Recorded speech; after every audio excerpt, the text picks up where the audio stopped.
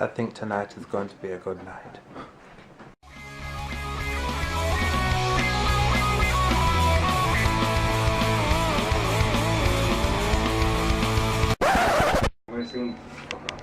That shit stayed in there. Yes.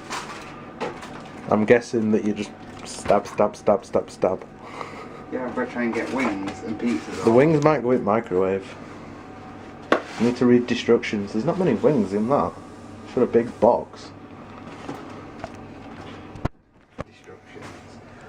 T-minus an hour and the men have been sent into the kitchen to make food. Steve is now having to read. I can't read. That pasta looks kind of funky. Shut up. Meow! Stop stalking me! Why are you crying? So were you? What? Well, I walked into the living room to get a drink, and all I hear from the kitchen is, "Oh bollocks!" I think that went to do that as opposed to that, but I just thought, fuck it, they can go in now, and then we could warm them up that little bit extra when we need to. Good thinking, Batman. We are men. We provide food for women. You should be fucking other way around. I haven't even had a drink yet.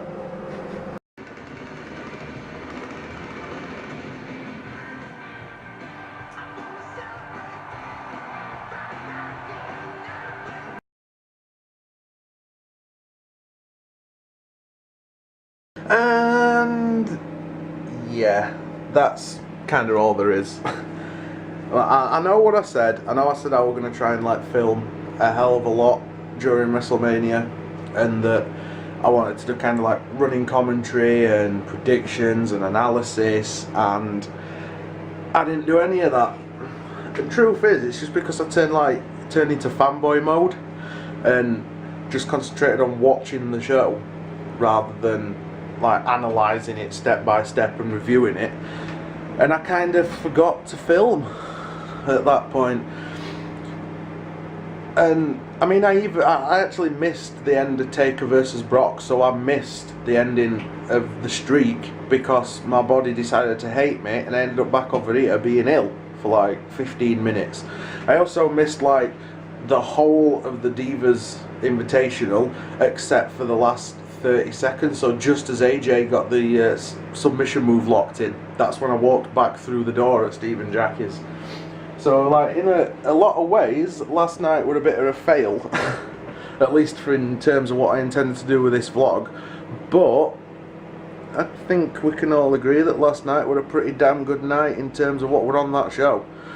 But basically, what I'm going to do today, now that I am filming, I'm gonna basically do kind of like a post-WrestleMania kind of, not a review, but just kind of what I liked, what I didn't, probably run through matches match by match, what I saw at any rate, and comment on that, and then see what the rest of the day holds, because I do kind of feel bad for not doing what I said I was going to do, and you can see that my intentions were there from start of this video, because I got at least a little bit of footage filmed last night, but in comparison to what I said I was going to do, it didn't really work out like that.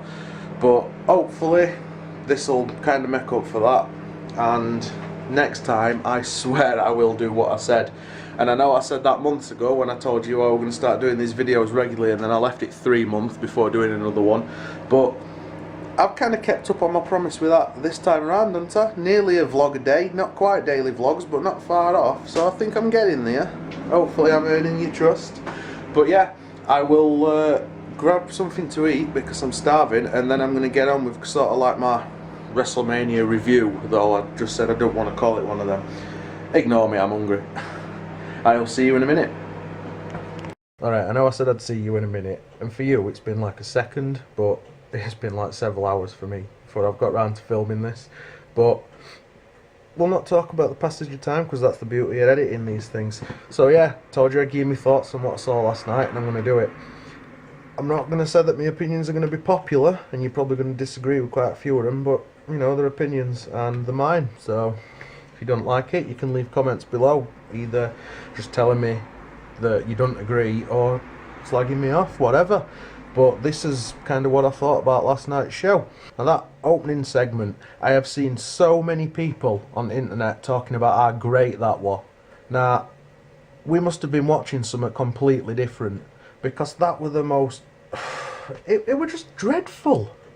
And I know I'm going to cop some like criticism here, but it were basically three people that have not been and had anything to do with WWE for years, standing in a ring together, saying the same boring catchphrases that used to be like the best thing since sliced bread years ago, but haven't been relevant in years.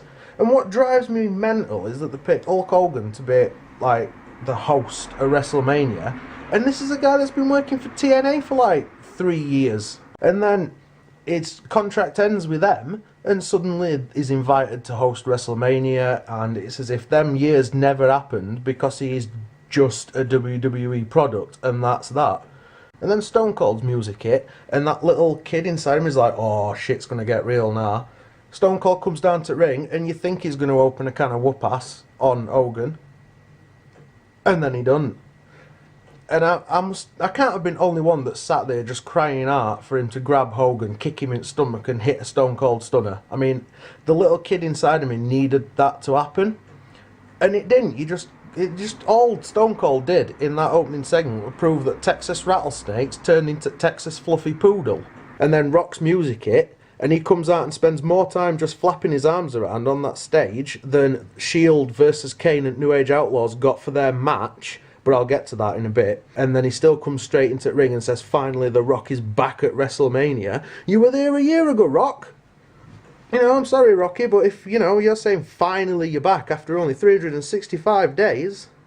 I remember these guys from when I was younger, like Rock and Stone Cold, but also Hogan, admittedly from his WCW days more than out. But I was young enough to be a fan of these people when they were big. So I'm not just seeing these massive names as a little kid now, most that fans are. I'm seeing someone that I remember being a fan of when I was younger. And to see them stood in that ring like that, just tossing each other off verbally, like filleting each other verbally, it was just the most contrived piece of shit. And that's how you kick off the 30th anniversary. Just stick three people with big names in a ring and hope that that makes sense. And then it just ends with three of them chugging beer, or sipping beer in Hogan's case, because obviously his body's that fucked up and mutilated from all damage he's took in ring to actually hold a beer can up here because he can't get his arms that high enough. So instead he's doing this, sipping at his bud, and then they leave. And fans are going batshit crazy just because it's them three stood in a ring. Can't be the only one that thinks it was shit and pointless, surely. And then we've got the opening match. And I'm not going to slag this off, because perfectly honest, I thought it was pretty decent. Opening match, Triple H versus Daniel Bryan, made a hell of a lot of sense, to be perfectly honest, both in a kayfabe way and not in a kayfabe way. You've got two people that the winner of this match is going to have to compete again in main event, so it makes sense to put as much space between the two matches as possible. So why not have it as opener? Started off a bit slow, and there were quite a few rest spots in it, but Triple H ain't getting any younger. He's got to be, what, early 40s? So it makes sense that it started off slow, but I liked the whole build of it. You basically had Triple H doing everything he could to hurt Bryan as much as possible, and Bryan resisting at every turn. But didn't matter what Trips did, Bryan just refused to give up, and I liked that push, knowing that chances are he were going to win world title at end of the show. So it was nice seeing that he had that kind of attitude, and Trips went out of his way to put him over, because Trips sold quite a lot of their moves really well. Then ending at match, Bryan won, the crowd were going batshit crazy, and it was worth it just to see the fans go crazy like that, because other than Punk, I can't really think of anyone that they go that crazy for, or I've gone that crazy for recently. And that's a sign of what I wanted, well, what most of the fans wanted WWE to take note of, how over this guy is, and that they need to push him as the face of the company. And then massive bonus points for Bryan and the smirk on his face when Steph gets in ring and starts slapping him, because the way he were grinning at her when she were hitting him, that had me in stitches. And then Trips obviously attacked him from behind out of nowhere and damages damages his shoulder with that chair, and that were a great way of kind of putting Bryan over even more for main event, because he's going into this injured already, and then he's been re-injured, and he's got to face off these two big, massive, bald, tattooed, hairless bastards. All in all, can't really fault it. Match that came next though, different story entirely. Now, I am a big fan of the Shield, I do believe in the Shield, but when you've got that much time dedicated to an opening match, and it deserved that amount of time, don't get me wrong, but when you've got that much time dedicated, that you're taking time away from another match of three of the best up-and-coming guys that in the company, there's something wrong. Because the Shield are so fucking over at minute, and yet they get 3 minutes. And you knew that it was going to be a really short match right from the beginning, because how many tags did you have in the first 30 seconds? You had people diving in and out at ring. It was chaos. And you knew that they'd been cut really short, and they had to get as much in as possible in time that they had. When guys like Cena and Orton and Bautista have all fucked off, you're going to have guys like the Shield that are going to be the representation of this company. I just think it were a crying shame that they didn't get more time, because really they deserved it. And then you get the Battle Royal. And I am so glad that Cesaro won it and not Big Show, because I'd predicted Show were going to win it, because I'm thinking Andre the Giant Memorial, guy that came into the company previously known as the Giant before they changed his name to Big Show, wearing a singlet same way that Andre the Giant did. I was convinced that were how it was going to go. And giving it to Cesaro, we got another guy that is like the future of this company, who's an incredible worker as well. That made a lot of sense, but did it really deserve nearly 15 minutes? And it's not like they wanted to make sure that everybody had some sort of special moment, because there were plenty of people that did virtually bugger all. I mean, I think Ziggler spent most of his time just hugging the bottom rope, refusing to go anywhere. It did not need nearly 15 minutes. Especially when they could have trimmed off 5 minutes or so and given that tag match just before, and let them have a little bit more time to really put some of the stuff in that they wanted. But at least they did win to somebody that made logical sense. Now, next match, a big one. It was John Cena, Kiddy's favourite, anybody under the age of 12, massive Cena fan, versus Bray Wyatt, who's loved by everybody else who doesn't love Cena. And that match were really fun. It was really enjoyable, and I shouldn't be surprised, because Wyatt is going to be another future star, and he is fantastic, and Cena is an incredible worker. But match itself, really, really good. I'd say I want to be pissed off that Cena won. I want to be annoyed that they let Super Cena win another match after hitting 5 moves of doom to pick up that win. But at the same time, I think it's going to do Wyatt as many favours losing as it is him winning. Because if he gets a win over Super Cena at WrestleMania, he's going to turn into like the next Sheamus or The Miz. People that they pushed kind of out of nowhere and then wasted it after. Losing gives it a chance to carry that feud on. I think we might see it again at Extreme Rules next pay-per-view, so we'll have to see on that one. But I can see it happening again. I can see Wyatt versus Cena too, and I can see it getting a bit messy as well. But yeah, probably right decision to let Cena win it, and Wyatt did come out of it looking like a boss, so it's not going to do him much harm. Now the next one, this one has been a real talking point for people online. I have seen so many people bitching, but the next big one, Lesnar, Undertaker, the streak. Now I'm just going to say it straight away, I have no problem whatsoever with streak being broken. My problem is that it's Lesnar that broke it.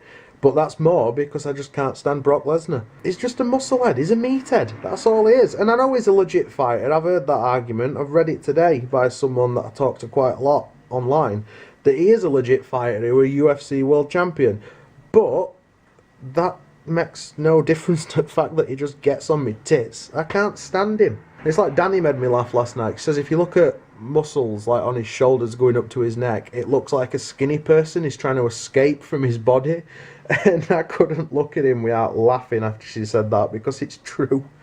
But, I mean, that's not why I hate him. I hate him because I think he's fucking boring. The problem is he's got plenty of charisma and plenty of personality. The downside is it comes in the shape of Paul Heyman. If Lesnar didn't have Paul Heyman with him, who would want to hate Lesnar? Who would want to support him? He's nothing without his mouthpiece. And you don't need charisma in UFC, really, because you're just kicking shit out of the person opposite you, and it's real. Whereas in WWE, you've got to be liked. And that's why it makes no sense to me. And especially if he's on a part-time contract, which I believe is up in a month's time. So if he does leave again after this, he's just ended something that's been going for 22 years, only to walk out that door and not come back. But I still reckon that they should have let Punk end that last year. Everybody loves CM Punk. And they could have let him end Taker's streak. And Taker could have gone out on a bigger high because he were in better shape last year, and Taker's needed to be carried for some time. And that's the problem with this match, why I couldn't get into it, because Brock Lesnar is Botchamania on legs. Can't sell like a lot of people can. And Undertaker is not getting any younger. He's like, what, 47? So he's pushing 50, he's knackered, he's injured apparently, or so my mates told me.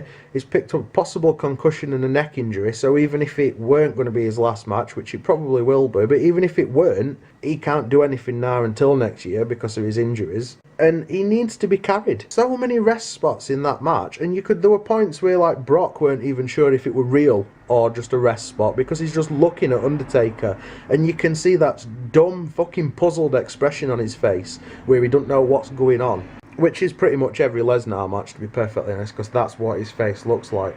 See, I didn't even see end at match.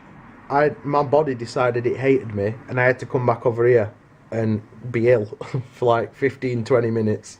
And I got a text from Steve saying the streak's been broken, and I couldn't believe it. I was sat there like, what? And suddenly I was like thankful that my body decided that it hated me at that moment in time, because I didn't have to see it. And I have watched it back on YouTube since, and it's exactly what you expected it to be. But yeah, just no problem with streak being broken. I just think they picked wrong person to do it. Then obviously next you had the Vicky Guerrero Open Invitational for Divas Championship, and I'm not going to lie, I didn't see this either because I was sat on Bog being ill. I literally got back through door at Steve and Jackie's in time to see AJ win. That were it. I saw like 10 seconds of that match, and from what Steve said, I didn't really miss a great deal. So yeah, then we had the big one. Now, I am a Daniel Bryan mark, and I'm not going to hide that fact. I think he is like the best thing to happen in the last 12 months, if not longer. He's young enough to be able to carry on for several years. He's not the stereotypical fucking big blockhead 6'6" muscle bunny that Vince seems to love so much. He breaks the mould, and it's something new. And I know Punk did that to an extent, because Punk ain't huge, but Punk's Punk. Anybody that did not see Daniel Bryan in main event, you are clearly an idiot, because he were always going to end up in main event of Wrestlemania after the colossal backlash from Royal Rumble. I don't get why they didn't see that coming. Randy Orton is fine in small doses, Batista's fine in small doses, but the two of them headlining the biggest show at year. Fortunately, they saw sense and they made some changes, and we got Daniel Bryan in, and that match were really good, and I weren't expecting it, but there were plenty of stuff in that match that I really enjoyed. And I need to give credit, I suppose, to Randy Orton, because when they hit that powerbomb neckbreaker combination to put Bryan through an announce table, and you look at the replay of that and see that Orton landed square on a fucking monitor, and then you see his back like 60 seconds later and he's got like a square cut from where he landed. How he managed to carry on that match after, you know, we are probably in as much pain as he was. Credit to him for that. And the whole like that taking Bryan out of the equation for a while and giving him a chance to rest as well, it all ties in. But when he climbed back off that stretcher, the fans were going batshit crazy. You just knew at that point, like, and you knew Bryan were going to win. It were always on cards. Yet every time somebody hit a finisher and there were a pinfall, he was like thinking, "No, it's over. No, what they done?" Like Batista hit Batista bomb. You're thinking that's it. He's getting 3 count. Randy Orton RKO. And you think, oh my god, he's going to get the 3 count. And then finally, when Bryan got the pin count, the pinfall, and the crowd just went insane. And honestly, this is what you saw from me and Steve. Yes, yes, yes, yes, yes. We were literally laid on, like, well, I was laid on one sofa, and him and Jackie were sat on the other one, and we were just laid there like, doing this along with it. Then watching crowd just go batshit crazy like they did. It was just one of them moments where WWE just do something perfectly and they get the call perfectly right and they make up for a mistake that they made. And I'm tempted to tune into Raw tonight and find a completely legal way of watching it, not having Sky, and tune in just to see what they do, because as much as I don't want to say it, there's that tiny little fear in the back of my mind that Bryan's going to lose the title on Raw. And I am terrified, or a tiny little part of me is terrified that that's going to happen to Bryan, and you're going to see either Randall or Dave pick up the title tonight. But the amount of people that are in that crowd that were wearing like Daniel Bryan t-shirts or just Yes t-shirts or anything like that, and he is so over with them fans. Like, seriously, they've got to be complete and utter fucking idiots to mess this up, because he could not be any more over than he is at minute. So for them to muck this up, they've got to basically make the biggest mistake they've made in my memory, at any rate. Well, probably not the biggest, but you know, right up there. But yeah, that was my take on Wrestlemania, and I know that it weren't what it said it were going to be. I didn't do what I said I were going to do, and I am sorry for fucking up. But like I said earlier, I just got into fanboy mode and I just started enjoying the show and watching the show and kind of forgot to pick up my camera. There we have it, I suppose. I did want to do all that, but I didn't, so I've done this instead, and probably not as good as running commentary would have been, but I hope you enjoyed it anyway. If you did enjoy what you saw, you make sure you hit the thumbs up button, and if you are new to my channel, little subscribe button just underneath, and you can keep up with all these videos that I'm putting up. My Twitter and my Instagram both linked in description for this video, so make sure you follow me on both. Above all, thank you for watching, and I will see you next time.